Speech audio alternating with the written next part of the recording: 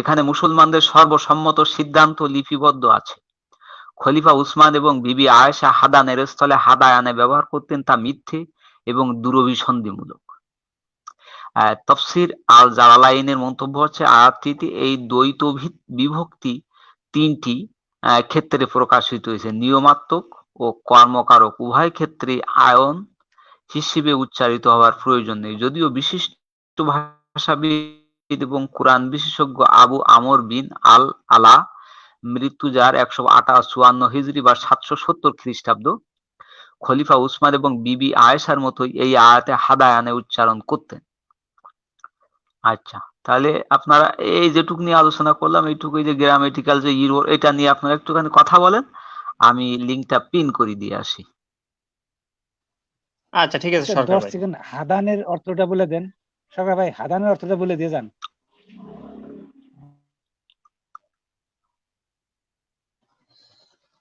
আচ্ছা বাবা ভাই, সরকার ভাই ওই লিঙ্ক কপি লিঙ্কটা পিন করতে গেছে। আমরা তাহলে হাদাতের শব্দটা সরকার ভাই আসলে তারপর ওনার থেকে শুনে নিব। হ্যাঁ বাবু ভাই, এখন আপনার এখান থেকে আপনার কি কোনো অবজেকশন আছে? আপনি যদি কোনো অবজেকশন পেয়ে থাকেন বলেন। বাবা ভাই কি শুনতেছেন?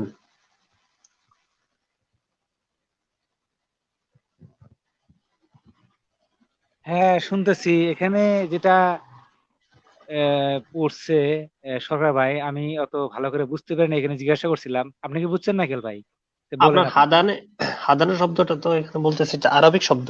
শব্দটির নিয়মতান্ত্রিক রূপের ব্যবহার করা হয়েছে, কিন্তু এটা এখানে কর্মকার অর্থে হাদায়ানে হওয়া উচিত ছিল।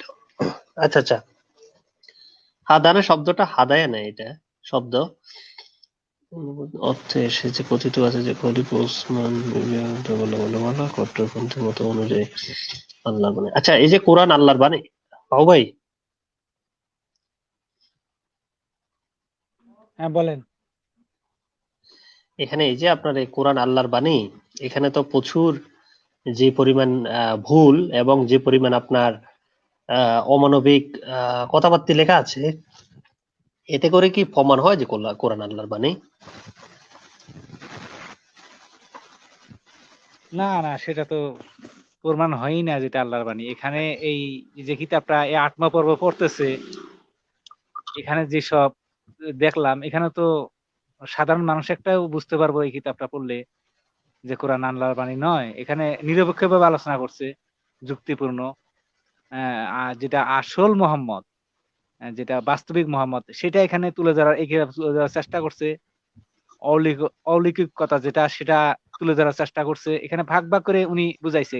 এই কিতাবটা কিন্তু যদি একজন পড়ে, বাস্তবিক নবী মোহাম্মদ, তার জীবনী, আর বর্তমান যে অলৌকিক কথা দিয়ে ইসলামটাকে যে ঢেকে দেওয়া হয়েছে, মানে বাঘের গায়ে গরুর চামড়া দেওয়া হয়েছে ইসলামের মধ্যে, এই কিতাবটা পড়লে বোঝা যাবে। হ্যাঁ, ঠিক আছে মাইকেল ভাই, বলেন। এবং কি আপনার যে যে লোক কিতাবটা পড়ছে তার মধ্যে যথেষ্ট পরিমাণ সন্দিহানতা ছিল, সেই কারণে এখানে লেখাও আছে যে এখানে এই কিতাবের মধ্যে কোনো আচ্ছা, ভুল আমার থাকতে পারে। আমার আমার কথা কি শোনা যাচ্ছে? হ্যাঁ সরকার ভাই, শোনা যাচ্ছে। হ্যাঁ, হ্যাঁ। তো এখানে বলছে, এক্ষেত্রে দুজন শব্দ দুটির ক্ষেত্রে কোরআনে আরবি হাদানে শব্দটি নিয়মাত্মক রূপে ব্যবহার করা হয়েছে, কিন্তু এখানে কর্মকারকে হাদায়ানে হওয়া উচিত ছিল, বুঝছেন? এই যে ভুলটা করেছে, এই যে বাক্যের মানে শব্দ চয়নের ক্ষেত্রেও কিন্তু ভুল করেছে। তা যেহেতু এখানে দাবি করা হাদানের শব্দের অর্থ কি এখানে দেয়া নাই, হ্যাঁ, তো এখানে বলছে কি যে কোরআনকে, এই তো কোরআন আল্লাহর বাণী, এখানে কোনো ভুল থাকতে পারে না। তা ভুল যদি না থাকে, তাহলে হাদানের ক্ষেত্রে হাদায়ানে হইল কেন? বুঝছেন? এই যে ইয়েটা, এই হচ্ছে মূল বিষয়। এখন তো সরকার ভাই সূরা ওই নূরের 33, হ্যাঁ, তাকিয়া বাজারা তো হ্যাঁ, তখন গ্রামাটিক্যাল মিস্টেক বাইর করে আনে, যে গ্রামাটিক্যাল এখানে এইভাবে ওভাবে কত ভাবে লেখা যায় আরবি, মানে বিকজ অফ কোরআন আরবিক ল্যাঙ্গুয়েজটাকে মুসলিমেরা মুমিনেরা এত কমপ্লিকেট করে ফেলছে। তো মানে কোরআনটা যে সহজভাবে বুঝতে পারবে আল্লাহ বলছে, এখানেই তো এটা মানে তাকিয়াবাজি। তো এখানে একটা ওয়ার্ড, এই যে আপনি একটাকে দেখালেন, এটা থেকে তো ক্লিয়ার হয়ে যায় যে এগুলো যে তাকিয়াবাজি। ভুল থাকবে কেন কোরআনে? হ্যাঁ, ঠিক আছে। তো আমরা তাইলে আমরা আরেকটু এগুই, মাইকেল। হ্যাঁ হ্যাঁ সরকার সূরা ভাই, নূর, প্লিজ গো অ্যাহেড। হ্যাঁ, হ্যাঁ, সূরা নূর এর 33 নাম্বার আয়াতের একটি মনুষ্যনীয় নির্দেশ থেকে তৎকালীন সময়ে প্রচলিত নির্দয় এবং অমানবিক একটি আচরণের পরিচয় মেলে। তোমাদের দাসীরা সতীত্ব রক্ষা করতে চাইলে, এখানে দেখেন সূরা নূরে 33 নম্বর আয়াত, এখানে বলছে তোমাদের দাসীরা সতীত্ব রক্ষা করতে চাইলে পার্থিব জীবনের টাকা পয়সার লোভে তাদেরকে ব্যভিচারিণী হতে বাধ্য করো না। সূরা নূরের কিন্তু আপনার খেয়াল করে মানে এটা আয়াতটা একটু করে রেখেন আপনারা। সূরা নূরে 33 নম্বর আয়াত। এখানে দেখেন যে কত মানে বিভৎস একটা ব্যাপার। তোমাদের দাসীরা সতীত্ব রক্ষা করতে চাইলে পার্থিব জীবনের টাকা পয়সার লোভে তাদেরকে ব্যভিচারিণী হতে বাধ্য করো না। তবে কেউ যদি তাদেরকে বাধ্য করে তাদের উপর সেই জবরদস্তির জন্য আল্লাহ তো তোমাদেরকে ক্ষমা করবেন, দয়া করবেন। এটা নিয়ে কিন্তু কালকে আমরা একটু কথা বলেছিলাম, আমি আর গড ওই যে কথা বলেছিলাম সূরা নূরের 33 নম্বর আয়াত নিয়ে। তো এইখানে দেখেন আপনি আপনার এই যে দাসদেরকে আপনি কি করতে পারবেন, এই দাসীদেরকে আপনি জোর করে চাইলেও কিন্তু ওই যে ব্যভিচারিণী কাজ করাতে পারবেন, মানে পতিতাবৃত্তি করাতে পারবেন, এবং এর জন্য আল্লাহ আপনার উপরে মানে রুষ্ট হবেন না। আপনার এই আয়াতটা একটু দেখে নিয়ে পড়ে নিয়ে। তৎকালীন আরব সমাজে দাসী মালিক যারা নিজেদের দাসীদেরকে দিয়ে পতিতাবৃত্তিতে বাধ্য করত এবং উপার্জিত অর্থ নিজেদের পকেটে রাখতো, এই আয়াতে সুস্পষ্টভাবে তাদেরকে এ কাজ থেকে নিবৃত্ত হতে বলা হয়েছে। আচ্ছা, আয়াতের প্রথম বাক্য থেকে প্রতীয়মান হয় যে নিজের ইচ্ছার বিরুদ্ধে জোরপূর্বক এই কাজে প্রবৃত্ত হওয়ার কারণে আল্লাহ এই দাসীদের ক্ষমা করে দেবেন। তবে আয়াতের উপসংহারের বাক্য থেকে প্রতীয়মান হচ্ছে যে যেসব ব্যক্তি নিজেদের দাসীদের পতিতাবৃত্তিতে বাধ্য করে আল্লাহ সেই ব্যক্তিদের প্রতি দয়া ও করুণা করেছেন। দেখেছেন কি সুন্দর ব্যাখ্যা করে দিয়েছিলেন। এই প্রচ্ছন্ন বাক্যটি থেকে প্রকৃত অর্থে মহানুভবতার কোনো পরিচয় কিন্তু নাই। কোরআন সম্পর্কে মুতাজিলা দার্শনিক ইব্রাহিম আন নাজ্জামের মতামত পূর্বে বলা হয়েছে। তিনি শুধু একা নন, মুতাজিলা দার্শনিক হিশাম বিন আমর আল ফুয়াতি মৃত্যু, এই যে তারিখ আপনার এখানে আছে, এবং আব্বাস বিন সুলাইমানের মৃত্যু 264 খ্রিস্টাব্দ পর্যন্ত। আচ্ছা, তারপরে এখানে দেখেন এই যে দাসীর যে আয়াতটা এখানে আমরা পড়লেন একটু আগে আপনি, মানে ইসলামে তো এই যে মুমিনেরা তো তাকিয়াবাজি করে বলে যে দাসী প্রথা ইসলাম মানে দাসী প্রথাটাকে অনেকটা মানে বিলুপ্তর মতো করে ফেলছিল। তাহলে এখানে আমরা যে দেখলাম এখন ইসলামে দাসী প্রথাটাকে মানে বাদ দেওয়ার দ্বারা শুধু দাসী প্রথা না, শুধু দাসী প্রথা আছে তাই না, দাসীদেরকে দিয়ে পতিতাবৃত্তি করানো যাবে। সূরা নূরে 33 নম্বর আয়াত। সেই কথাটাই বলতে চাচ্ছিলাম, এত বড় অমানবিকতা, মানে একটা মেয়েকে আপনি শুধু ইউজ করে সেখানে আপনি শান্ত হননি, ওই মেয়েটাকে দিয়ে আপনি পতিতাবৃত্তি করিয়ে টাকা উপার্জন করতে পারবেন, এর পরেও তারা এই ধরনের তাকিয়াবাজি করে। এগুলো মানে আমি এই আয়াতটা তো আগে পড়িনি, এই আপনার থেকে এখন দেখতে পেলাম আর কি। হ্যাঁ, নারীকে দিয়ে আল্লাহ নারীকে দিয়েছে সুমহান মর্যাদা। এখানে আপনি দেখেন কি সুন্দর মর্যাদা দেয়া হয়েছে। আচ্ছা, তো তারা নিজেদের যৌক্তিক দৃষ্টিভঙ্গি এবং একনিষ্ঠ বিশ্বাসের মধ্যে কোনো পার্থক্য তৈরি করতেন না। এই দেখেন, যৌক্তিক দৃষ্টিভঙ্গি এবং একনিষ্ঠ বিশ্বাস, তারা বিশ্বাস আর যুক্তির মধ্যে কোনো পার্থক্য খুঁজে পেতেন না, বুঝছেন? এমন কথা, যেটা বিশ্বাস করি এটাই যুক্তি, বিশ্বাসই তাদের যুক্তি ছিল। প্রভাবশালী আরব মনীষী আবুল আলা আল মারি তার নিজের কিছু লেখাকে কোরআনের সমতুল্য বলে মনে করতেন। এই যে আরব মনীষী আবুল আলা আল মারি, সার কথা হচ্ছে কোরআনে আরবি ভাষার সাধারণ নিয়মাবলী ও গঠনশৈলী থেকে অন্তত 100টি বিচ্যুতি লক্ষ্য করা যায়। এই যে নৈতিক বিচ্যুতি কিন্তু বলা বাহুল্য, কোরআনের তাফসির কারকদের এই অসংলগ্নতা গুলোকে ব্যাখ্যা এবং সমর্থনীয় করতে যথেষ্ট বেগ পেতে হয়েছে। এই দেখেন, এই যে যারা তাফসির করেছে না, এদের কিন্তু এই যে ব্যাখ্যা করে ইসলামের ফেভারে আনতে কিন্তু প্রচুর কষ্ট হয়েছে, বুঝেছেন? আমরাও যারা এই যে ফেভারে আনতে চাই তাদের কিন্তু প্রচুর কষ্ট হয়। আমরা এই যে যারা মুমিন, আপনাদের এই উটকো নাস্তিকদের জবাব দিতে গেলে আমাদের কিন্তু প্রচুর বেগ পেতে হয়, বুঝছেন? আচ্ছা, তাদেরই একজন হচ্ছেন পারস্যের বিখ্যাত ইসলামী পণ্ডিত ও ভাষাবিদ এবং যার আল্লাহ মানে আল্লাহর প্রতিবেশী, যার আল্লাহ মানে আল্লাহর প্রতিবেশী। তো তারপরে এবার দেখেন, খেতাবে ভূষিত আল জামা খসারি, পুরো নাম আবু আল কাসিম মাহমুদ ইবনে উমর আল জামা খাসারি, জন্ম খ্রিস্টাব্দ এত, যার সম্পর্কে আহ কোথায় গেলাম, আল আশারি। তো পুরো নাম আবু আল কাসিম মাহমুদ ইবনে উমর আল আচ্ছা আচ্ছা আচ্ছা আচ্ছা, এক কথা বারবার, আরবি ব্যাকরণের সাথে মিল রেখে কোরআন পানো আমাদের দায়িত্ব নয়, বরং আমাদের উচিত সম্পূর্ণ কোরআন যেভাবে আছে সেভাবে একে গ্রহণ করা এবং আরবি ব্যাকরণকে এর সাথে সামঞ্জস্যপূর্ণ করে গড়ে তোলা। ঘটনাটা বুঝেন, মানে কোরআন যেভাবে আছে ওইভাবে ব্যাকরণটাকে কারেকশন করে নিতে হবে, বুঝছেন। ওতে যে ভুলগুলো আছে, বাক্য মানে বর্ণনার যে ভুলগুলো আছে, হ্যাঁ, ও ভুলগুলো সাথে ওই ভুলের সাথে ব্যাকরণটাকে আপনি ঠিক করে নিবেন, তাইলে আর সেটা ব্যাকরণ থাকলো কি করে। ব্যাকরণ হচ্ছে কোনো ভাষা শুদ্ধভাবে লিখতে পড়তে ও বলতে শেখায়, তাকে বলা হয় ব্যাকরণ। কিন্তু এখানে দেখা যাচ্ছে যে কোনো ভুলকে শুদ্ধভাবে, কোনো ভুলকে একেবারে নিখুঁত ভাবে ভুল বলে মেনে নিতে যে ব্যাকরণ, তাকে আরবি ব্যাকরণ বলে, বুঝছেন।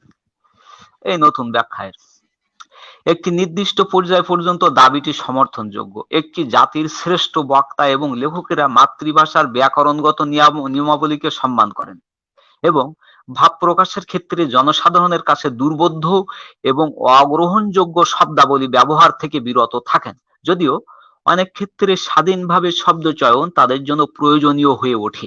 প্রাক ইসলামী যুগে আরবে যথেষ্ট পুঁথিশাস্ত্র, কাব্য, লোকগাথা রচিত হয়েছে এবং ব্যাকরণের কাঠামোও দাঁড়িয়েছিল। এই দেখেন, এখনকার যে ব্যাকরণ না, সেই ব্যাকরণ কিন্তু তখন ছিল না। তখন কিন্তু ব্যাকরণ অন্যরকম ছিল, মানে সঠিক ব্যাকরণই ছিল। মুসলমানদের কাছে ইসলাম পূর্ববর্তী সকল সাহিত্য রচয়িতার সৃষ্টিকর্ম থেকে উৎকৃষ্ট যে কোরআন, একে অবশ্যই ব্যাকরণের সাথে সবচেয়ে বেশি সামঞ্জস্যপূর্ণ হতে হবে। তো এইবার দেখা গেছে কি যে ওই ব্যাকরণের সাথে এই কোরআনের ব্যাকরণ কিন্তু মিলতো না। তথাপি ওই মুরীয় লেখক কর্তৃক জামা খসারির নিন্দা লেখকের বক্তব্যকেই পাল্টা সমালোচনার একটি ভিত্তি করে দিয়েছে, কারণ লেখকের বক্তব্য প্রচলিত দাবিকেই উল্টিয়ে দেয়। তার এই দাবিটি হচ্ছে কোরআন আল্লাহর বাণী, কোরআনের একটি ভক্তি সৃষ্টিকারী মাধুর্যপূর্ণ বাগ্মিতা রয়েছে যা সকল মানুষের পক্ষে অর্জন করা সম্ভব নয়। যে ব্যক্তির মাধ্যমে কোরআন অবতীর্ণ হয়েছে সঙ্গত কারণেই তিনি একজন নবী। আচ্ছা, মুরীয় লেখকের মতে কোরআন ভুল ভ্রান্তিহীন, যেহেতু তা আল্লাহর বাণী এবং এতে ব্যাকরণগত যেসব ভুল রয়েছে সেগুলো আরবি ব্যাকরণের নিয়মাবলী পরিবর্তনের মাধ্যমেই সংশোধন করতে হবে। এই যে কথাটা দেখেন, এতে যে ব্যাকরণগত যে ভুল রয়েছে সেটা কি করা হবে, মানে আরবি দরকার হলে ব্যাকরণটা পরিবর্তন করে দেওয়া হবে, কিন্তু এই যে গ্রন্থটায় ভুল আছে এইটা স্বীকার করা যাবে না। আমি একটুখানি আন্ডারলাইন করে দিচ্ছি। এই যে তার কারণ কি, এর কারণ কি, এটাকে ধরিয়ে নেওয়া হয়েছে যে কোরআন ভুল ভ্রান্তিহীন, যেহেতু আল্লাহর বাণী এবং এতে ব্যাকরণগত যেসব ভুল রয়েছে সেগুলো আরবি ব্যাকরণের নিয়মাবলী পরিবর্তনের মাধ্যমে সংশোধন করতে হবে। হ্যাঁ, তো সংশোধনে তো যদি করতে হয় সরকার ভাই, অন্য কথা, তাহলে এখানে যে কোনো নবুয়তকে ভুল প্রমাণ নেই সেটা আল্লাহ কিভাবে বলে?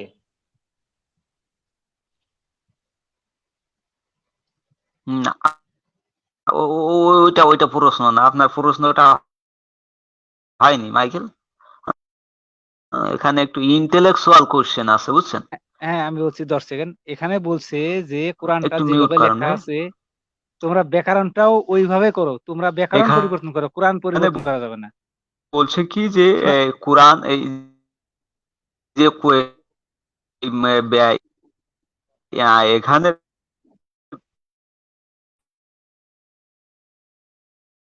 হ্যাঁ, না, দাঁড়া দাঁড়া দাঁড়া। এখানে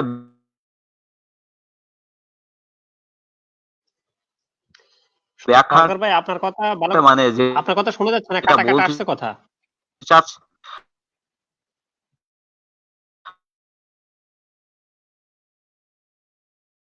আপনি মনে করেন একজন মিনিস্টার,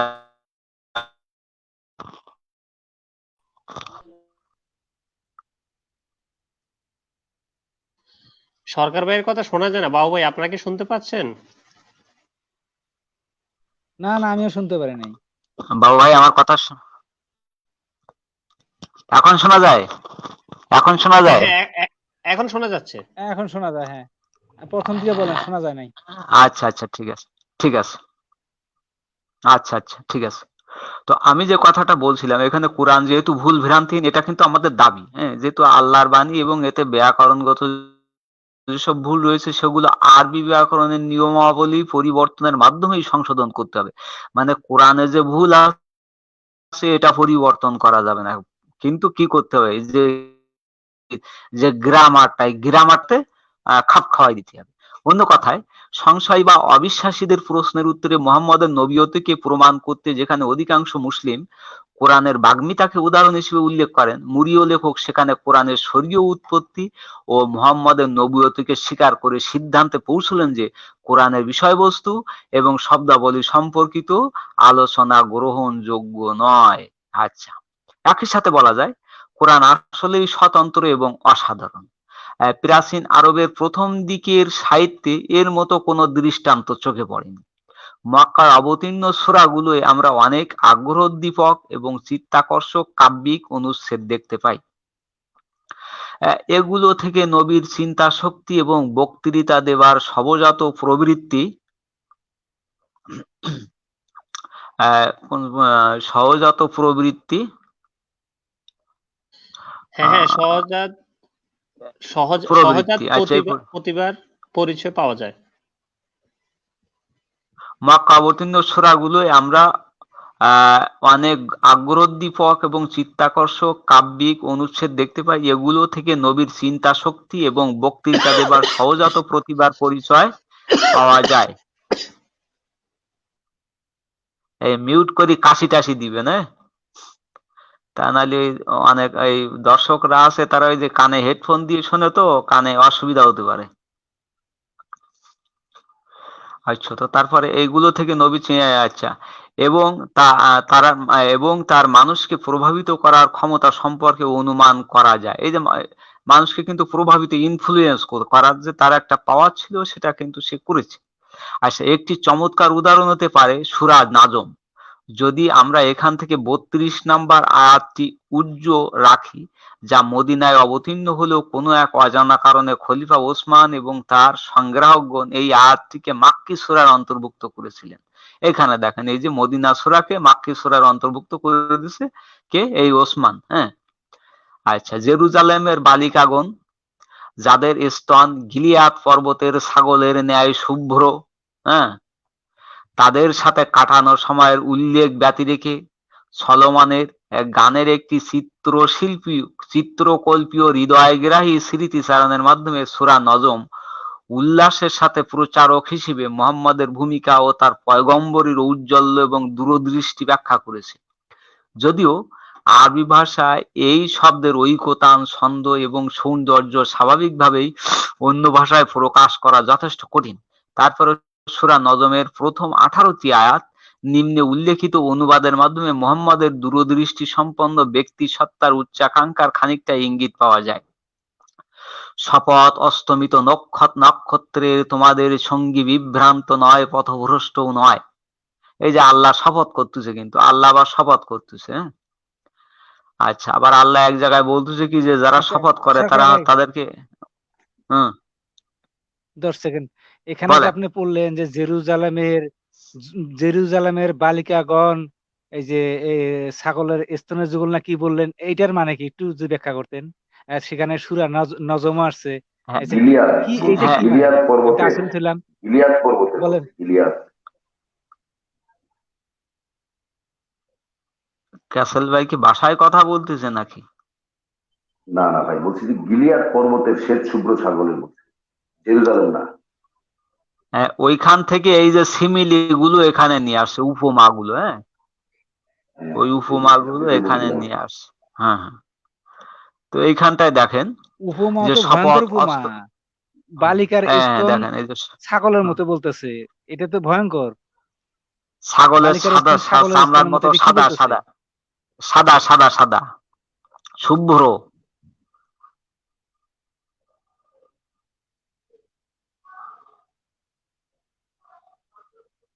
আচ্ছা, এরপরে তাহলে আমরা আরেকটু যাই, হ্যাঁ বাবু ভাই, আরেকটু যাই আমরা।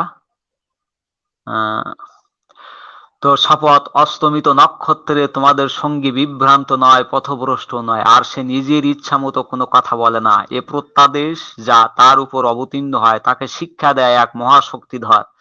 বুদ্ধিধর আবির্ভূত হলো ঊর্ধ্বে দিগন্তে, তারপর সে তার কাছে এলো, খুব কাছে, যার ফলে তাদের দুজনের মধ্যে 2 ধনুকের ব্যবধান রইল। তখন তিনি তার দাসের প্রতি যা প্রত্যাদেশ করার তা প্রত্যাদেশ করলেন।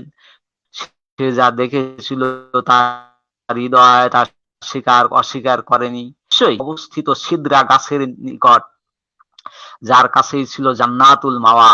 তখন সিদরা গাছটা ছেয়েছিল যা দিয়ে ছেয়ে থাকে, তার দৃষ্টি বিভ্রম হয়নি বা দৃষ্টি লক্ষ্যচ্যুতও হয়নি। সে তার মহান প্রতিপালকের নিদর্শন গুলো নিশ্চয় দেখেছিল। এই যে 53 নাম্বার সূরা 101 থেকে 18 পর্যন্ত, এটা আপনারা খুঁজে খুঁজে দেখেন। কার কাছ থেকে নয়েজ আসছে? একটু মিউট করেন সবাই প্লিজ। মাইকেল একটু মিউট করেন, মাইকেল, আসমা আপা দুইজনে একটু মিউট করেন। ওইখানে দেখেন যে মিউট বাটন আছে। না, আসমার কাছ থেকে সাউন্ড আসছে না, মাইকেলের কাছ থেকে।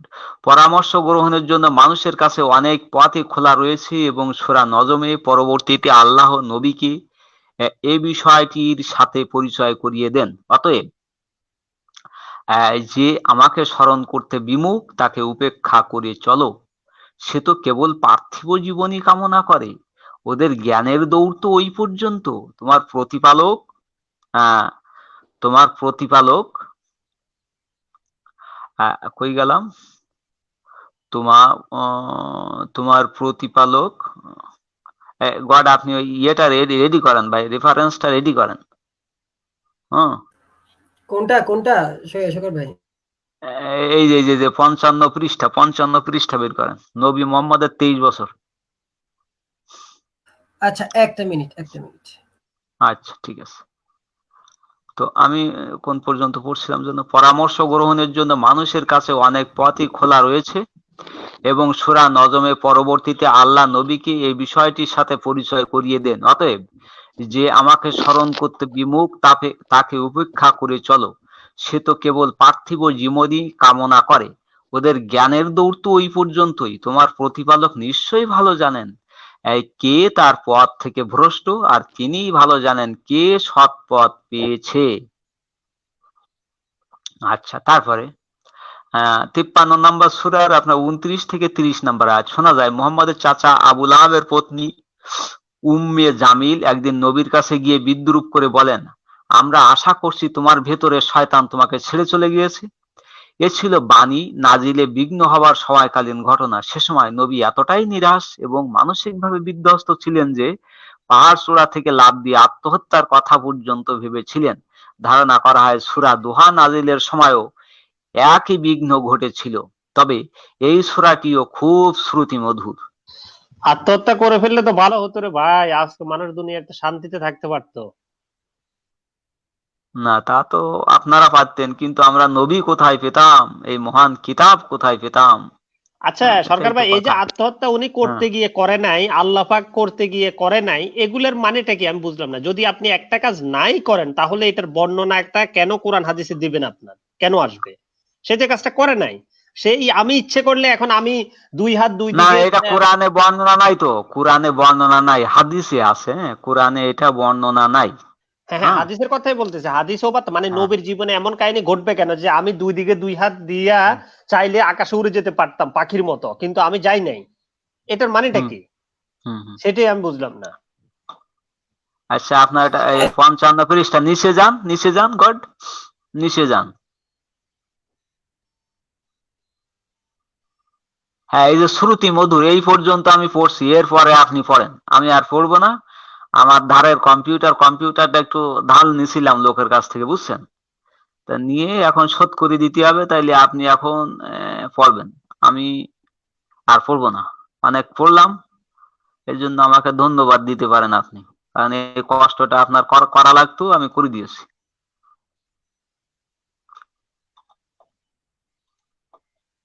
আচ্ছা, আমি আমি আমি পড়বো। হ্যাঁ হ্যাঁ।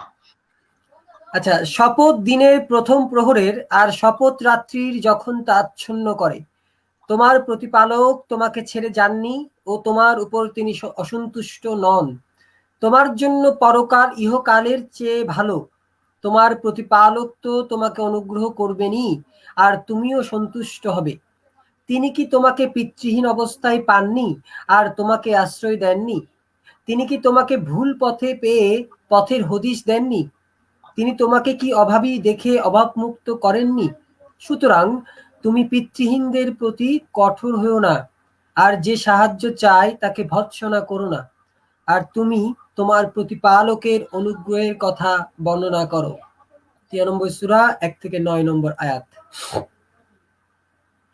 কোরআনের প্রতি সুবিচার করলে স্বীকার করতে হবে এটা অবশ্যই বিস্ময়কর। মক্কায় নাজিলকৃত অপেক্ষাকৃত ছোট সূরাগুলোর কাব্যিক ভাব ব্যক্ত করার জাদুকরী ক্ষমতা রয়েছে এবং সেই সাথে বিশ্বাসের প্রেরণাদায়ক। সূরায় ব্যবহৃত ভাষাশৈলীর কোনো নজির আরবি ভাষায় এর পূর্বে দেখা যায়নি। একজন মানুষ যিনি কোনো প্রাতিষ্ঠানিক শিক্ষা লাভ করেননি, তার মুখ থেকে ভাবের এমন বহিঃপ্রকাশ সত্যিই বিস্ময়কর। এদিক থেকে বিবেচনা করলে কোরআনকে অলৌকিক হিসেবে গণ্য করা সমর্থনযোগ্য। বাহ, এই তো আমরা দিনে ফিরে যাচ্ছি। তবে অনেক বিশেষজ্ঞ মুহাম্মদকে নিরক্ষর মানতে রাজি নন। তাদের মতে কোরআনে ব্যবহৃত উম্মি শব্দটির অর্থ আসলে নিরক্ষর নয়, বরং ইহুদি নয় এমন ব্যক্তির কথাই বোঝানো হয়েছে। তারা বক্তব্যের সপক্ষে কোরআনে উল্লেখিত পৌত্তলিক, ইহুদি এবং অখ্রিস্টান আরবদের উদাহরণ দেখিয়েছেন।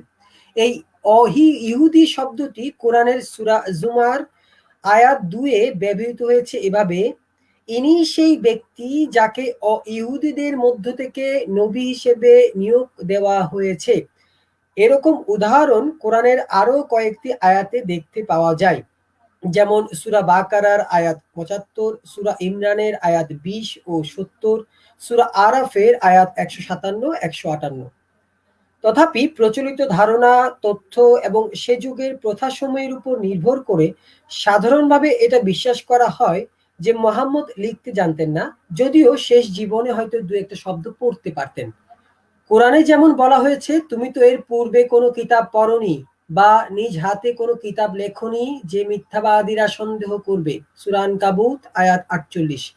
ওরা বলে, এগুলো তো সেকালের উপকথা যা সে লিখিয়ে নিয়েছে, এগুলো সকাল সন্ধ্যা তার কাছে পাঠ করা হয়। সূরা ফুরকান আয়াত 5। কোরআনের এই আয়াতগুলো থেকে বিশ্বাস করা হয় যে নবী মুহাম্মদ লিখতে পড়তে জানতেন না, এটা পৌত্তলিকরা ধারণা করত। নবী মুহাম্মদ লিখতে পড়তে জানতেন না এ বিষয়ে ইসলামের ইতিহাস ও হাদিসে প্রচুর ভিন্ন মত তথ্য রয়েছে। পশ্চিমের অনেক ইসলাম বিশেষজ্ঞ যেমন ফরাসি মার্ক্সবাদী ইতিহাসবিদ ও সমাজতাত্ত্বিক ম্যাক্সিম রবিনসন এবং স্কটিশ ইতিহাসবিদ উইলিয়াম মন্টগমেরি এর মতে নবী মুহাম্মদ নিরক্ষর ছিলেন না। তাদের মতে কোরআনে নবীকে একেবারে নিরক্ষর বা লিখতে পড়তে জানেন না বলে বোঝানো হয়নি, বরং শুধু বোঝানো হয়েছে নবী ইতিপূর্বে ইহুদি খ্রিস্টানদের ধর্মগ্রন্থ তৌরাত ও ইনজিল পাঠ করেননি। পশ্চিমা পণ্ডিতরা তাদের বক্তব্যের সমর্থনে সূরা আনকাবুতের 48 নম্বর আয়াত হাজির করেন। তাদের মতে এই আয়াতে কিতাব বলতে ইহুদি খ্রিস্টানদের ধর্মগ্রন্থের কথা বোঝানো হয়েছে। আবার নবী মুহাম্মদের জীবনীকারক সকলেই জানিয়েছেন, ইসলামের পূর্ব থেকে মক্কা ছিল বাণিজ্যের কেন্দ্রভূমি এবং নবুয়ত প্রাপ্তির পূর্বে ছোটবেলা থেকে একাধিকবার নবী বাণিজ্যের উদ্দেশ্যে মক্কার বাইরে গিয়েছেন। সেই বহির বাণিজ্যে তিনি যথেষ্ট যোগ্যতার ছাপ রেখেছিলেন। একজন বণিকের যদি সামান্য অক্ষর জ্ঞান না থাকে এবং হিসাব নিকাশ চালানোর মতো গণনা দক্ষতা না থাকে, তাহলে বাণিজ্যে দক্ষতা অর্জন করা কঠিন। লেখাপড়া জানা বিবি খাদিজা প্রথমে মুহাম্মদকে বাণিজ্যে দক্ষতার কারণে মুগ্ধ হয়ে বৈদেশিক বাণিজ্যের পরিচালক রূপে নিয়োগ দিয়েছিলেন, যা পরবর্তীতে তাদের মধ্যে পরিণয়ের দিকে সম্পর্ক গড়ায়। খাদিজার মতো একজন ব্যবসায় সফল অভিজ্ঞ রমণী তার ব্যবসার বৈদেশিক দায়িত্ব একজন নিরক্ষর ব্যক্তির উপর ছেড়ে দিবেন কেন? এছাড়া প্রচুর হাদিসেও রয়েছে। উসরা থেকে বর্ণিত 6 বছরের আয়েশার সাথে বিয়ের কাবিন রাসূল মুহাম্মদ নিজেই লিখেছেন। বুখারী শরীফ ভলিউম 7 বুক নম্বর 62 নম্বর হাদিস নম্বর 88। আচ্ছা আচ্ছা, আর একটু পড়েন তো ওই লাইনটা কার উসরা কাবিন থেকে নিজে। উসরা হতে বর্ণিত 6 বছরের আয়েশার সাথে বিয়ের কাবিন রাসূল মুহাম্মদ নিজেই লিখেছেন। আচ্ছা, এটা আমি একটু কি বের করব সরকার ভাই? ওইটা একটুখানি আমি লিখে রাখছি, আপনি বলেন তো দেখি, আমি পরে দেখাই দিন। আমি লিখে রাখছি, ওইটা দেখাতে হবে কিন্তু। আচ্ছা আচ্ছা আচ্ছা, আমি বলেন আসলে কত দাঁড়ান, আমি এখন একটু, দেখা যাচ্ছে না? আপনি একটু বলি দেন, আমার ছোট লেখা তো।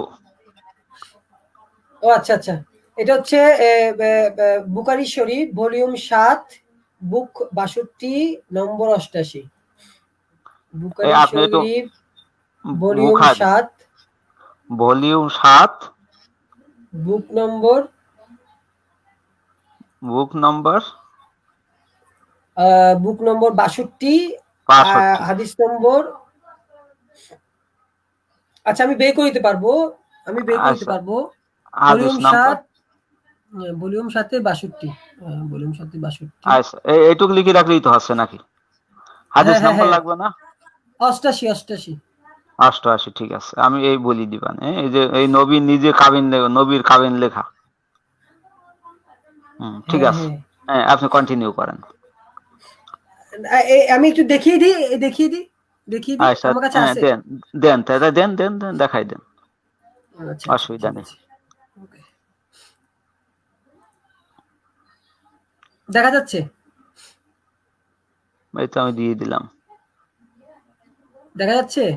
হ্যাঁ, দেখা যাচ্ছে। হ্যাঁ, এই যে narrated Ursa, the prophet wrote the marriage contract with Aisha while she was 6 years old and consummated his marriage with her while she was 9 years old, and she remained with him for 9 years till his death.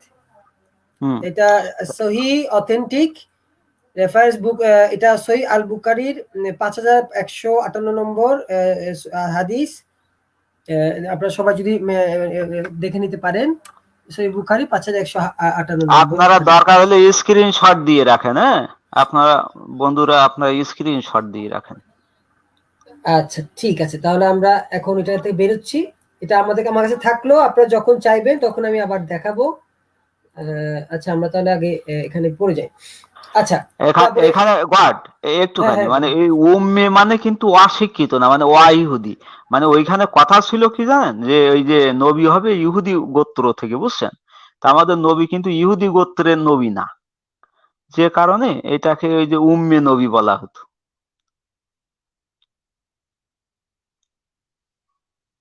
আপনি পড়েন। ও, আমি স্ক্রিনে দিইনি তো। আচ্ছা আচ্ছা। হ্যাঁ আচ্ছা আচ্ছা, এটা হচ্ছে উসরা থেকে বর্ণিত 6 বছরের আয়েশার সাথে বিয়ের কাবিন রাসূল মুহাম্মদ নিজে লিখেছেন। দ্রষ্টব্য বুখারী শরীফ ভলিউম 7 বুক নম্বর 62 ও হাদিস নম্বর হচ্ছে 88। তারপর 2 নম্বর একটা হাদিসে থেকে বলা হচ্ছে, ইয়াজিদ ইবনে আব্দুল্লাহ হতে বর্ণিত একটি লোকের হাতে লাল চামড়ায় আল্লাহ রসুলের পক্ষ থেকে কিছু বক্তব্য লেখা ছিল বানু জুয়াইর ইবনে উকাইশের জন্য। বক্তব্য হচ্ছে, তোমরা যদি অন্য কোনো ঈশ্বর বাদ দিয়ে একমাত্র আল্লাহকে মেনে নাও, মুহাম্মদকে আল্লাহ রসুল বলে স্বীকার করো, যাকাত দাও, নামাজ পড়ো, তবে আল্লাহ এবং তার রসুলের কাছ থেকে নিরাপত্তা পাবে। এরপর লোকটিকে জিজ্ঞেস করা হলো এই বার্তা কে লিখে দিয়েছে? লোকটি উত্তর দিল, আল্লাহ রসুল। আবু দাউদ শরীফ বুক নম্বর 19 হাদিস নম্বর 2993। ওইটা দেখাতে পারবেন? ওইটা তাহলে একটু দেখাই দেন। এটা একটু দেখাতে, আচ্ছা আমি দাঁড়ান দেখাচ্ছি। এটা হচ্ছে আরেকবার বলি আমি, এটা হচ্ছে আবু দাউদ শরীফ, বুক 19, 2993। 19/2993। হ্যাঁ, বুক 19। আচ্ছা ঠিক আছে, আমি বলি দিবানে আপনার, আপনি পড়ে যান, তারপরে আপনি পরে দেখাই দিয়েন। এটা আবার কত বলছেন? 2000 কত? আমি দেখতে পাচ্ছি 2993। 2993। বুক হ্যাঁ 19-এ তো এটা তো আবু দাউদ। হ্যাঁ 2993 তো। 2993 হ্যাঁ হ্যাঁ বা টু 2993। 2993। আচ্ছা, আমি পাচ্ছি না এখানে, মেবি। আচ্ছা পরে খুঁজে বুক নিলে হবে। এটা ভলিউম কত দেয়া ছিল? ভলিউম, আপনি ভলিউম, না, ভলিউম দেয়া নাই। বুক হচ্ছে ভলিউম দেওয়া নেই, 19 বুক নম্বর, 19, 2019। তাহলে ভলিউম 9ই হবে। ভলিউম 9 নাই, 19 আবু দাউদ শরীফের 19 ভলিউম হবে, আছে 5টা। ফার্স্টটা। আবু দাউদ শরীফের ভলিউম আছে 5টা। কিন্তু 19, এটা কি 19 হবে না 20 হবে? 2993। হ্যাঁ 2993। আচ্ছা আচ্ছা, আমি আমি আমি দেখছি, মনে হয় পেয়ে গেছি। We were at Mirror, man with disable hair and holding a piece of... yes, পেয়ে গেছি। এটা একটু ভুল আছে। ভুল আছে বলতে, আমি যেখান থেকে পেয়েছি সেখানে এটা 20 নম্বর ভলিউম দেয়া আছে, 20 নম্বর বুক দেয়া আছে। আচ্ছা, আমি দেখিয়ে দিচ্ছি।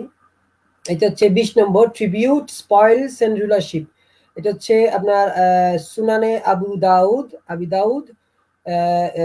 ট্রিবিউট, স্পয়েলস এন্ড রুলারশিপ, হাদিস নম্বর 2993, narrated Yazid ibn Abdullah, where we were at Mirbad, a man with disheveled hair and holding a piece of red skin in his hand came. We said, "You appear to be a Bedouin." He said, "Yes." We said, "Give us this piece of skin in your hand."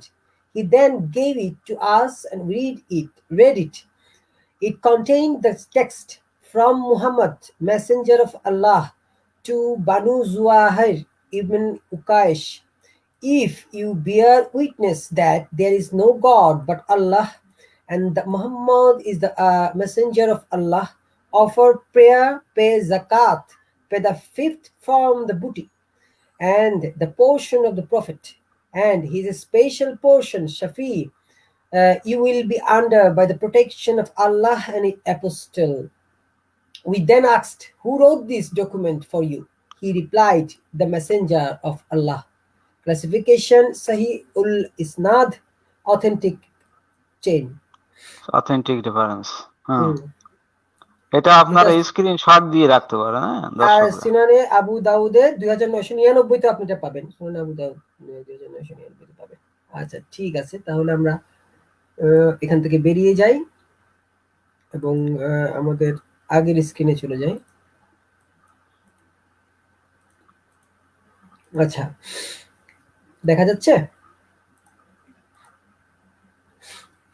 আচ্ছা, এটা আমি বলে ফেললাম। আচ্ছা, এবার থেকে লিখেছে। আচ্ছা, আল বারা হতে বর্ণিত নবী, আচ্ছা আমি বলি, নবী উমরা পালনের উদ্দেশ্যে মক্কায় গেলে তাকে ঢুকতে দেয়া হয়নি যতক্ষণ না তিনি রাজি হন মক্কাবাসীর সাথে একটি চুক্তি করতে। 3 দিন অপেক্ষার পর তিনি শান্তি চুক্তি করতে রাজি হলেন। চুক্তিতে লেখা হলো, আল্লাহর নবী মুহাম্মদের পক্ষ থেকে। মক্কার লোকেরা প্রতিবাদ করে উঠলেন। তারা মুহাম্মদকে আল্লাহর নবী বলে স্বীকার করতে চাইলেন না, বললেন, "মুহাম্মদ আব্দুল্লাহর পুত্র, এটাই লেখা হোক।"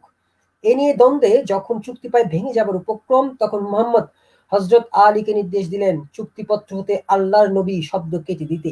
কিন্তু আলী রাজি না হওয়ায় মুহাম্মদ চুক্তিপত্র হাতে নিয়ে নিজ হাতে কেটে দিলেন এবং আল্লাহর নবী শব্দটির বদলে যোগ করলেন আব্দুল্লাহর পুত্র। বুখারী শরীফ, ভলিউম 5, বুক 59, হাদিস নম্বর 553। আচ্ছা, এটা দেখানো যাবে? দেখান। আচ্ছা ঠিক আছে, একটু বিষয়ে সরকার ভাই এই আপনি যে একটু আমাকে বলেন এটা বুক নম্বর কত? বুক নাম্বার আছে 5, ভলিউম 5, বুক নাম্বার 59। ঠিক আছে, ভলিউম হচ্ছে 5, বুক নম্বর হচ্ছে 59, আর হাদিস নাম্বার 553। হাদিস নম্বর হচ্ছে 553। 553, ইয়েস, আই গট ইট, পেয়ে গেছি। 553, ইয়েস। এটা অনেক বড় একটা হাদিস। যাই হোক, আমরা একটু দেখে নিই।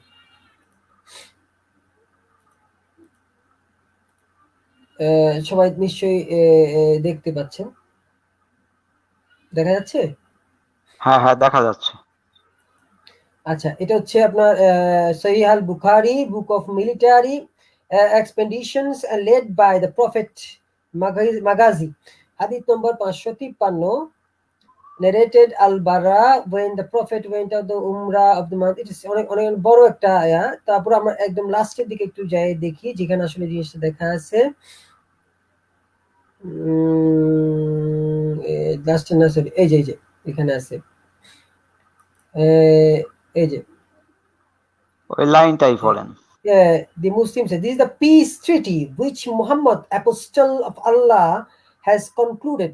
The infidel said to the prophet, we do not agree with you on this, for if we knew that you are apostle of Allah, we would not have prevented you for anything like entering Makkah. But you are Muhammad and the son of Abdullah.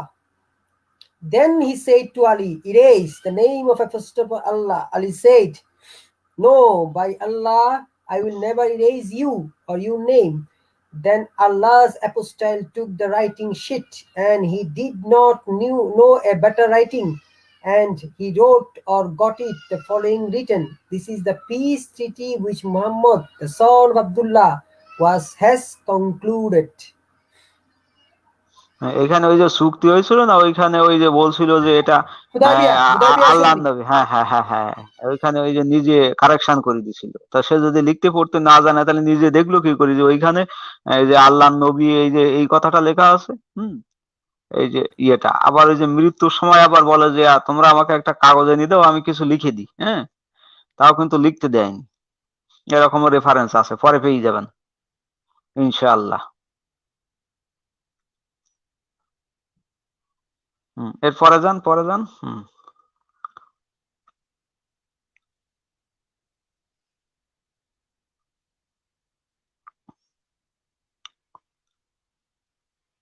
আচ্ছা, কোরআনের বিষয়বস্তু, এই যে কোরআনের বিষয়বস্তু এইখানে যাবে, ওই লাইন থেকে কোরআনের বিষয়বস্তু শুনতে পাচ্ছেন? হ্যাঁ, আমি মিউট করে বলছিলাম, সরি। সরি, আসলে আমি ডকুমেন্টে ছিলাম তো। কোরআনকে বিষয়বস্তুগত কারণে অনেকে অলৌকিক মনে করেন। এক্ষেত্রে সমস্যা হচ্ছে এতে এমন কোনো নতুন ধারণা নেই যা পূর্বে অন্যদের দ্বারা ব্যক্ত হয়নি। কোরআনের সকল বক্তব্যই স্বীয় প্রতিষ্ঠিত এবং সর্বজন স্বীকৃত। কোরআনে বর্ণিত কাহিনীসমূহ ইহুদি খ্রিস্টানদের ধর্মীয় লোককাহিনীর অবিকল কিংবা সামান্য পরিবর্তিত রূপ।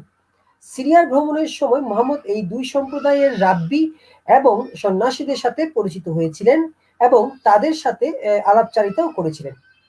এছাড়া আদ এবং সামুদ অধিবাসীর বংশানুক্রমে প্রাপ্ত কিছু কাহিনীর সাথে কোরআনে বর্ণিত কাহিনীগুলোরও মিল পাওয়া যায়। নিরপেক্ষভাবে বিশ্লেষণ করলে নবী মুহাম্মদের মহত্বকে কোনোভাবেই খাটো করা যায় না। একটি কুসংস্কারাচ্ছন্ন, অনৈতিক, নিন্দনীয় সমাজ যেখানে পেশিশক্তি ছাড়া অন্য কোনো আইন কাজ করে না এবং নির্দয়তার উপর ভিত্তি করে প্রতিষ্ঠিত সেই সমাজের একজন প্রাতিষ্ঠানিক শিক্ষা বঞ্চিত মুহাম্মদ সাহসিকতার সাথে অসংখ্য মন্দ কাজ ও পৌত্তলিকতার বিরুদ্ধে অবস্থান নিয়েছিলেন। সেই সাথে অন্যান্য সম্প্রদায়ের পূর্ব অভিজ্ঞতা সমূহকে পুনঃ ব্যক্ত করার মাধ্যমে উচ্চতর আদর্শ প্রচার করেছিলেন। মুহাম্মদের এই উদ্যোগ তার সহজাত প্রতিভা, আধ্যাত্মিক শক্তি, নৈতিক জ্ঞান ও ভক্তিভাবের পরিচায়ক। একজন কথিত নিরক্ষর ব্যক্তির মুখ থেকে নিঃসৃত সূরা আবাসা যেন তারই ব্যাকুল হৃদয়ের স্পন্দন। সূরা আবাসা খুবই গীতিময়, সুরালায়িত এবং প্রবল আধ্যাত্মিক, যা হাফিজের কবিতা ছাড়া প্রকাশ করা অসম্ভব। তবে সূরা আবাসায় 17 থেকে 33 আয়াতগুলোই অসম্পূর্ণ প্রকাশ ঘটেছে। মানুষ ধ্বংস হোক, সে কত অকৃতজ্ঞ। তিনি তাকে কি থেকে সৃষ্টি করেছেন? তিনি তাকে শুক্র থেকে সৃষ্টি করেন। এরপর তার জন্য পথ সহজ করে দেন। তারপর তার মৃত্যু ঘটান ও তাকে কবরস্থ করেন। এরপর যখন ইচ্ছা তিনি তাকে পুনর্জীবিত করবেন। না, তিনি তাকে যা আদেশ করেছেন সেটা পালন করেনি। মানুষ তার খাদ্যের প্রতি লক্ষ্য করুক। আমি প্রচুর বাড়ি বর্ষণ করি, তারপর ভূমিকে বিদীর্ণ করি এবং তার মধ্যে উৎপন্ন করি শস্য, আঙুর, শাকসবজি, জয়তুন, খেজুর, গাছগাছালির বাগান, ফল ও গবাদি খাদ্য। এ তোমাদের ও তোমাদের আমের মানে চতুষ্পদ প্রাণী ভোগের জন্য, যেদিন মহানাদ বা কিয়ামত আসবে।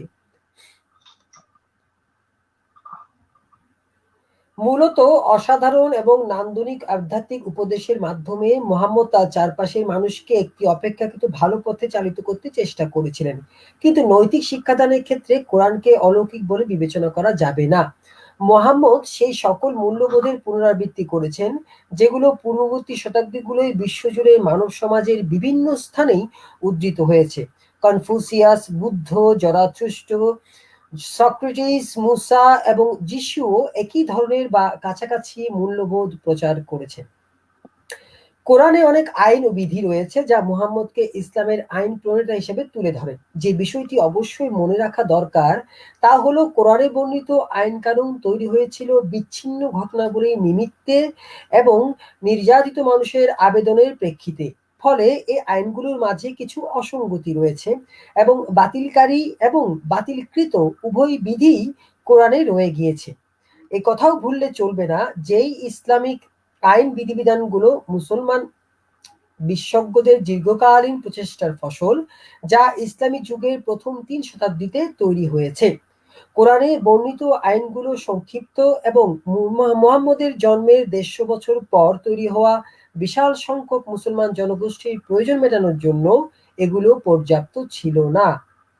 ইসলামের সিয়াম, রোজা বা উপবাস পালনের প্রথা এসেছে ইহুদিদের ধর্ম থেকে। ইসলাম পূর্ব আরবিক ক্যালেন্ডারের অনুযায়ী মহরম মাসের, হিব্রু ক্যালেন্ডার অনুযায়ী তিশরি মাসে 10ম দিনে ইহুদিরা রোজা রাখতেন। আরবি ভাষায় আশুরার দিন বা হিব্রু ভাষায় আশর নামে এই দিবস পরিচিত। ইহুদিদের তৌরাতের ভাষ্যানুযায়ী এই দিনে ঈশ্বরের আশীর্বাদ নিয়ে নবী মুসা ইসরায়েলের সন্তানদের ফেরাউনের আক্রমণ থেকে রক্ষা করেন। ইহুদিদের ধর্মে এই দিনের অনুষ্ঠানের নাম যম কিপার। ইহুদিরা যম কিপারের প্রায় 25 ঘন্টা উপবাস পালন করেন এবং সিনানকে গিয়ে প্রার্থনা করেন, দান খয়রাত করেন। নবী মুহাম্মদের মদিনায় গমনের পরে এবং প্রার্থনার দিন যখন জেরুজালেম থেকে মক্কার দিকে পরিবর্তিত হলো, প্রার্থনার দিক যখন জেরুজালেম থেকে মক্কার দিকে পরিবর্তিত হলো, রোজার সময়সীমা তখন একদিন থেকে বেড়ে দাঁড়ালো 10 দিনে, অর্থাৎ মহরম মাসের 10 দিন নামে পরিচিত হলো। পরবর্তীতে মুসলমান ও ইহুদিদের মাঝে যখন চূড়ান্ত বিচ্ছেদ হয়, তখন পুরো রমজান মাসকে রোজা পালনের জন্য সংরক্ষণ করা হলো।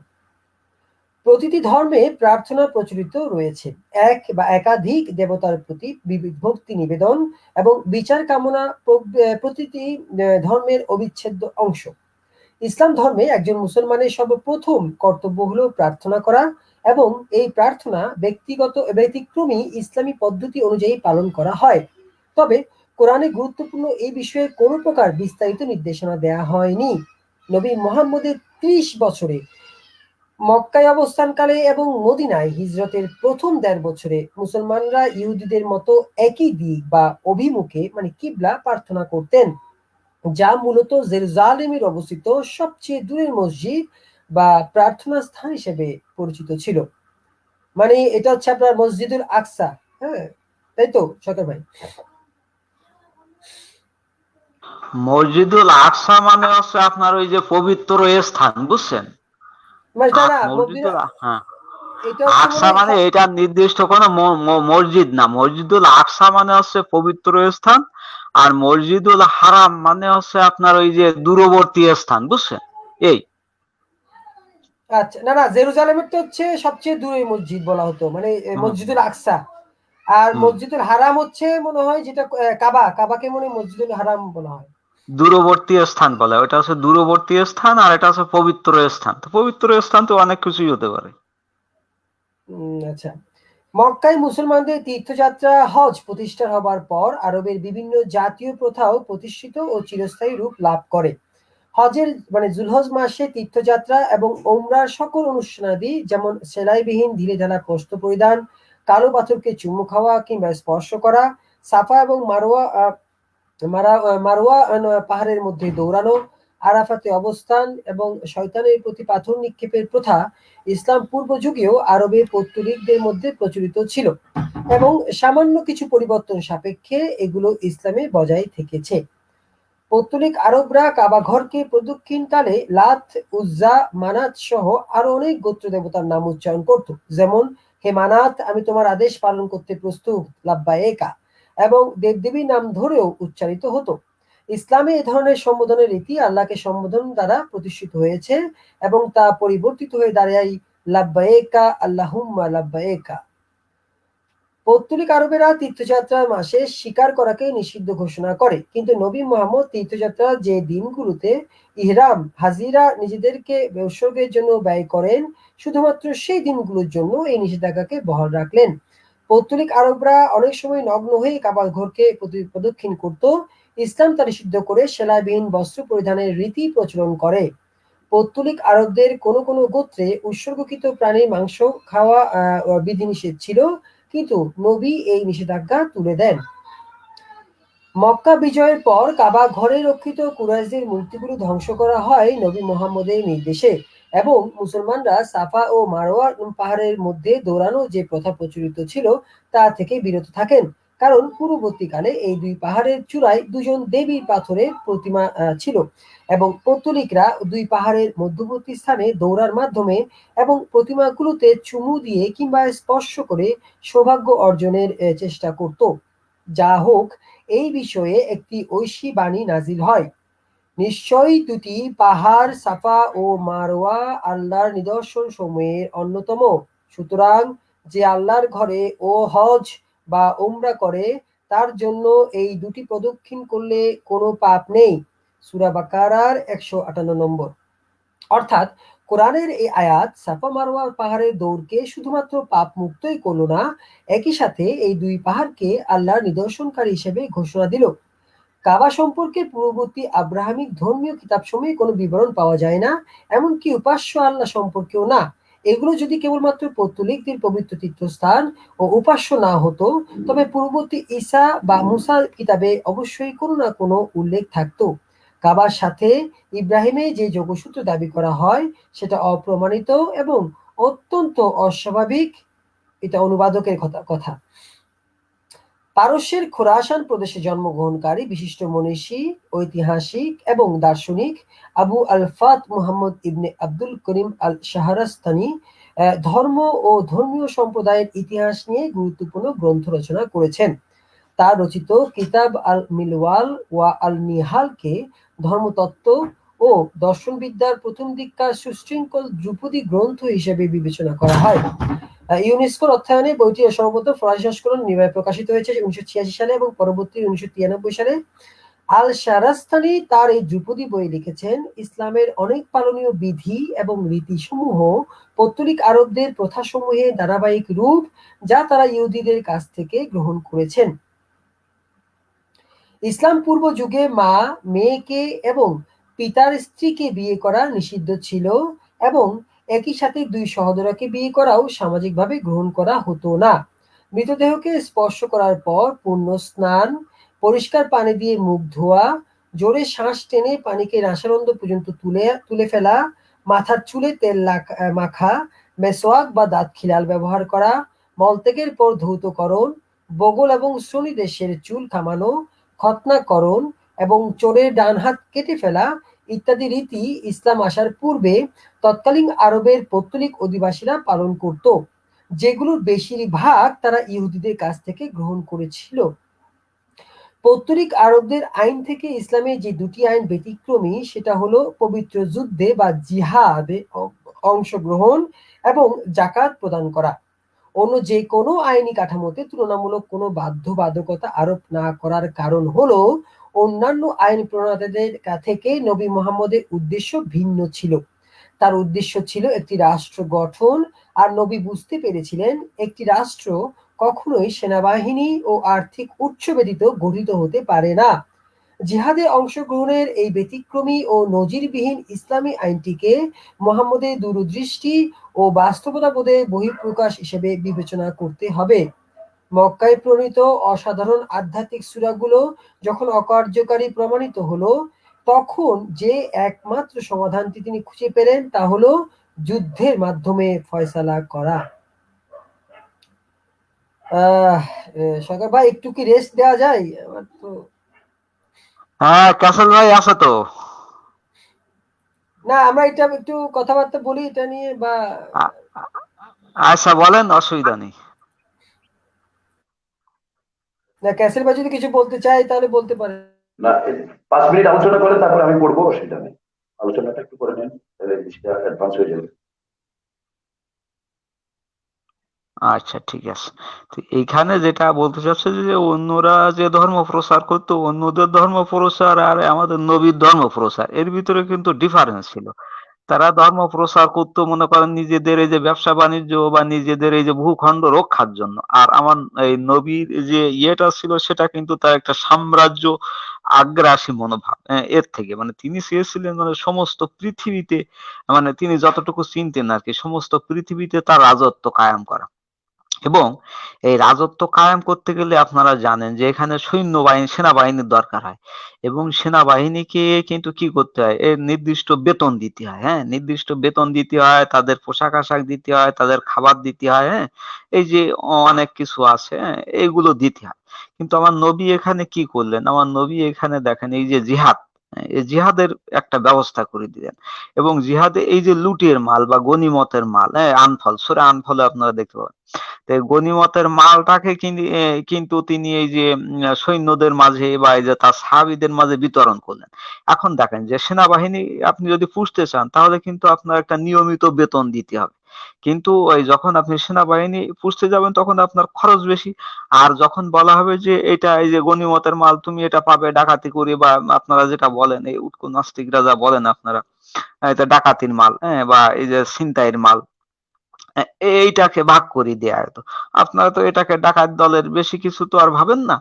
তো এই ক্ষেত্রে সুবিধা হতো কি, এবং এই যে ইসে নেওয়ার জন্য, এই যুদ্ধে নেওয়ার জন্য তিনি কি করতেন, তিনি এর সাথে কিন্তু ধর্মটাকে মিশিয়ে দিলেন।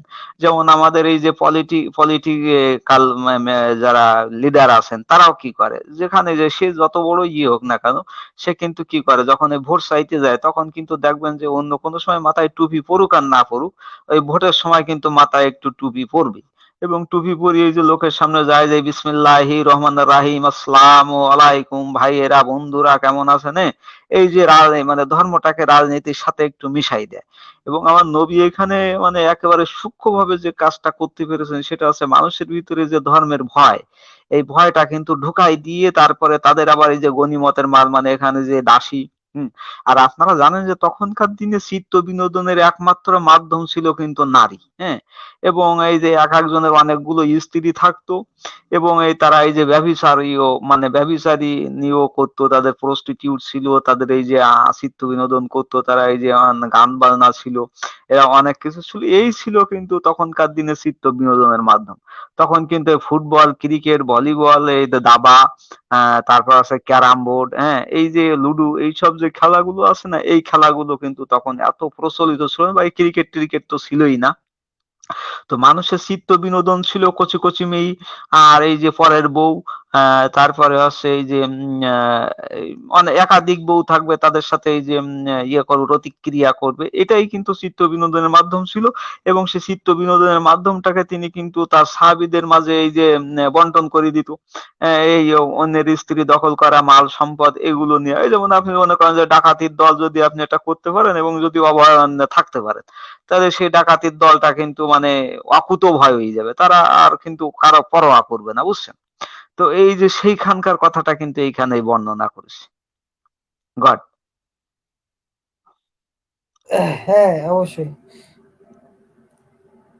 আচ্ছা, আমরা তাহলে আবার একটু পড়ি। আর একটু পড়েন।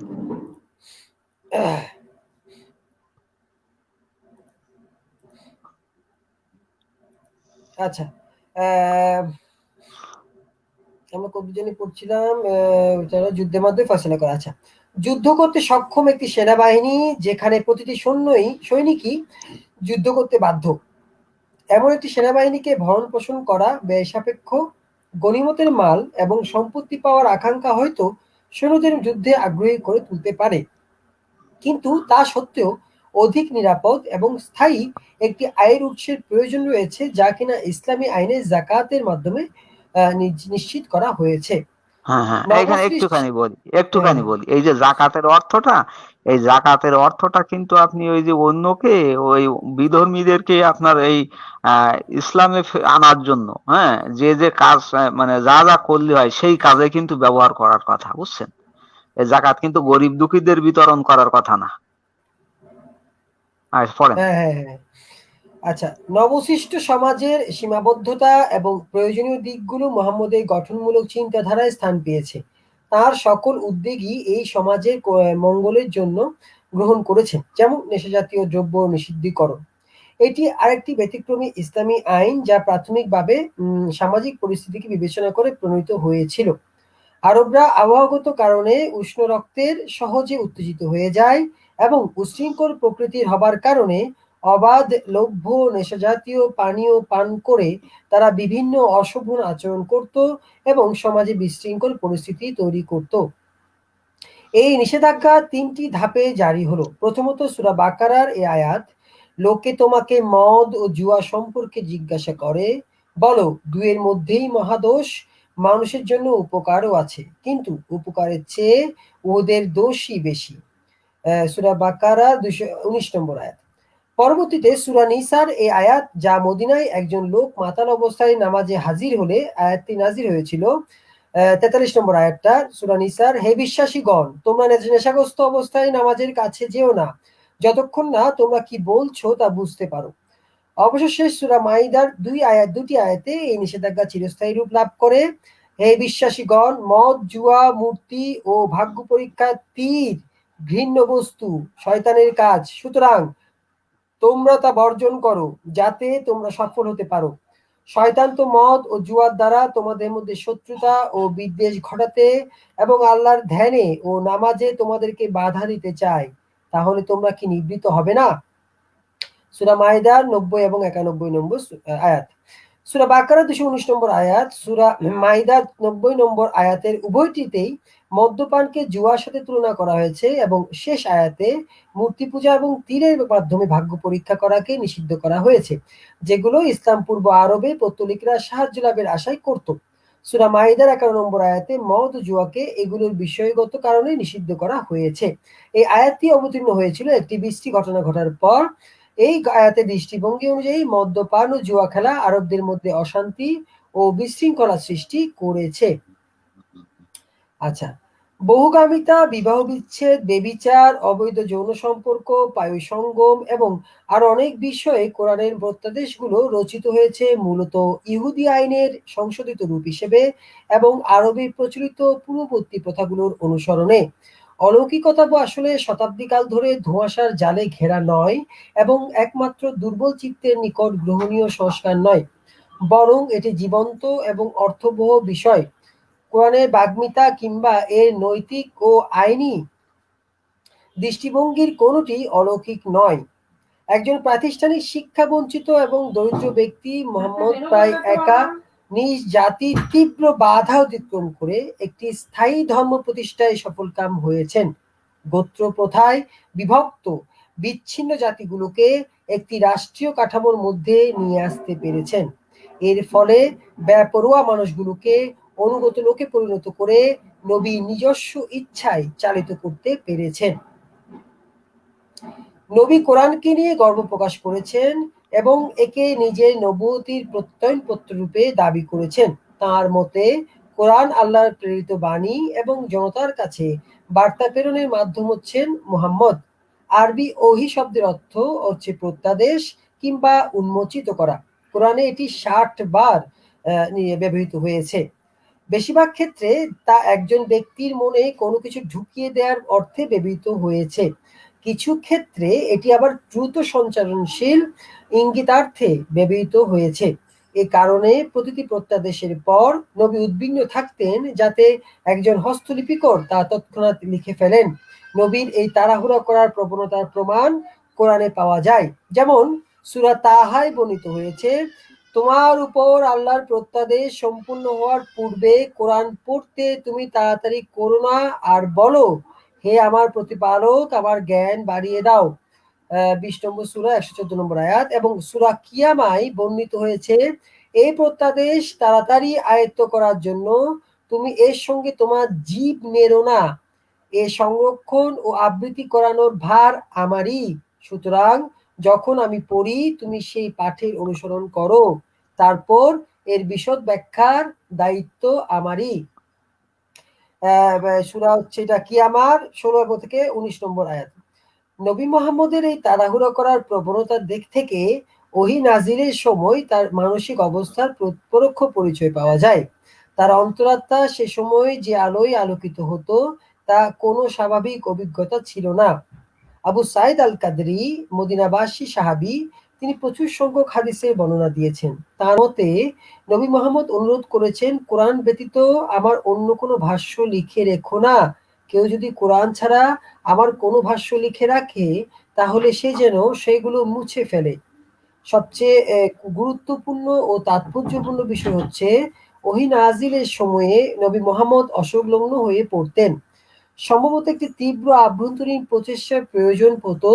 সহিহ বুখারীর একটি হাদিসে রয়েছে, নবীর স্ত্রী আয়েশা হতে বর্ণিত, হারিস বিন হিশাম একবার নবীকে প্রশ্ন করেছিলেন, ওহী নাজিলের হওয়ার এই অনুভূতিগুলো কেমন?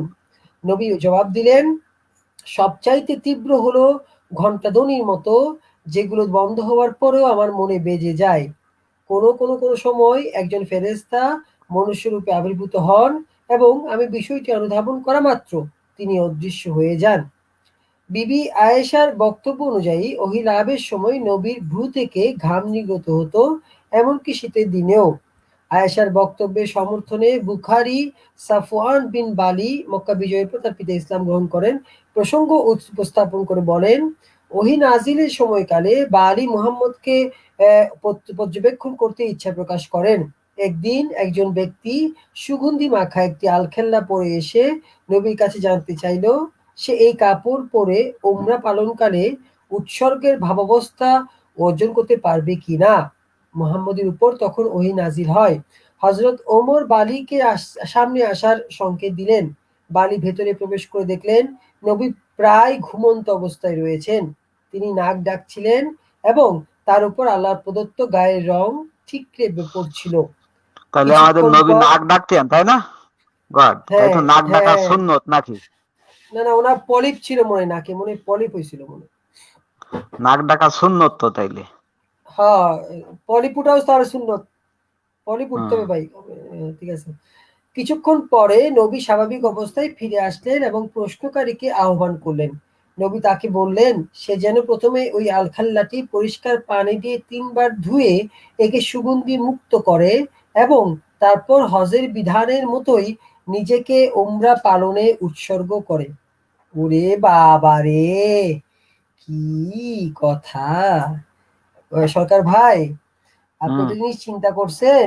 এই যে একটা প্রশ্ন করলো যে সুগন্ধি মাখা একটা আলকাল্লা পরে বলছে যে উমরা পালনকালে উৎসর্গের ভাবাবস্থা অর্জন করতে পারবো কিনা, সেই প্রশ্নের উত্তর দিতে গিয়ে নবী তো প্রায় ঘুমন্ত অবস্থায় চলে গেলেন, নাক ডাকা শুরু করলেন, তার শরীর থেকে আল্লাহর প্রদত্ত গায়ের রং ঠিকরে বের হওয়া শুরু করলো। হঠাৎ করে তিনি আবার স্বাভাবিক অবস্থায় এসে কি বললেন? সে যেন প্রথমে আলখাল্লাটি পরিষ্কার পানি দিয়ে 3 বার ধুয়ে একে সুগন্ধি মুক্ত করে এবং তারপর হজের বিধানের মতোই নিজেকে উমরা পালনে উৎসর্গ করে। আচ্ছা সরকার ভাই, এই আলখাল্লাটা যে পরিষ্কার পানি দিয়ে 3 বার ধুলেই যে এটা সুগন্ধি মুক্ত হয়ে যাবে, এটা কি কোনো মানে ব্যাখ্যা আছে বা এটা কোনো যুক্তি আছে? এখন এইটা তো মনে করেন এটা জমজমের পানি, তো এর একটা কুদরতি ক্ষমতা আছে। জমজমের পানির একটা কুদরতি ক্ষমতা আছে, আপনারা জানেন তো। এই পানি দিয়ে আপনি যাই করেন না কেন, তেল আরেকটা ময়লা বিষয় উঠে সরকার যায়। ভাই, আরেকটা বিষয় হচ্ছে কি, তখন সাবান ছিল কিনা জানি না, তো তারা একটা কাপড়ের মধ্যে থেকে ময়লা বের করার জন্য ওই 3 বার করে ধুইতো আর কি। 3 বার করে ধুইলেই ওই জিনিসটা ময়লাটা চলে যাইতো, যার কারণে 3 বার করে ধোয়াটা সুন্নত।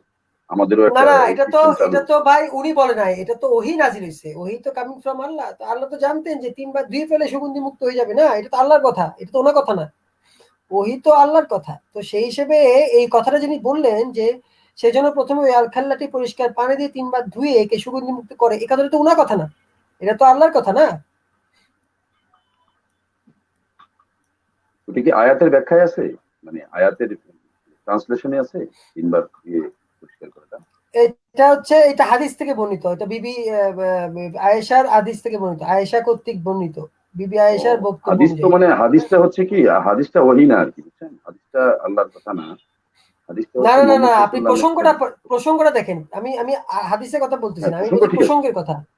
এই দেখেন এখানে প্রসঙ্গ ঠিক বলতেছে আছে। ওহী নাজিলের সময়কালে বালি, মানে বালি মানে হচ্ছে সাফওয়ান বিন বালি, সাফওয়ান বিন বালি হুম। বলছে কি যে ওহী নাজিলের সময় মুহাম্মদকে পর্যবেক্ষণ করতে ইচ্ছা প্রকাশ করেন। তো একদিন একজন সুগন্ধি মাখা এক ব্যক্তি একটা আলখাল্লা পরে এসে নবীকে জানতে চাইল কাপড় পরে যে উমরা পালনে ভাবাবস্থা যোগাতে পারবে কিনা। মুহাম্মদের উপর তখন ওহী নাজিল হয়। হযরত ওমর বালিকে সামনে আসার সংকেত দিলেন, মানে যখনই ওহী নাজিলের ব্যাপারটা শুরু হলো, তখন হযরত ওমর বালিকে বলেন যে আসো আসো ভেতরে আসো, হ্যাঁ দেখে যাও এই যে ওহী নাজিল হচ্ছে। কারণ বালি তো চাইছিল কিভাবে ওহী নাজিল হচ্ছে দেখবে।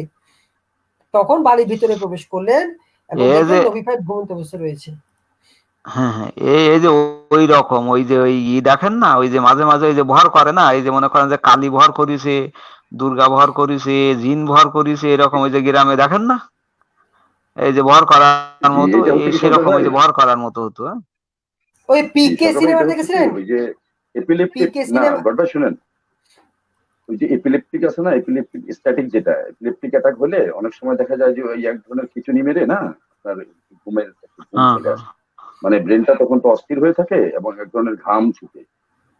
এবং আপনার হ্যাঁ সিজোফ্রেনিয়া রোগ, ইপিলেপটিক, এগুলো মনে করেন একই টাইপের, এগুলো ডিলিউশন ইলিউশন, এই যে এই হ্যাঁ টাইপের ইস্যুগুলো আছে না, ওগুলো স্পেসিফিক আলোচনা করলে আমরা কিন্তু হ্যাঁ সবগুলাই ব্যাখ্যা বের করতে পারবো। তো এটা ইপিলেপটিক অ্যাটাকটা আর কি দেখায় আর কি, যে যখন ইপিলেপটিক অ্যাটাকটা ওনার হয় তখন উনি আর কি ঘুমায় যায়।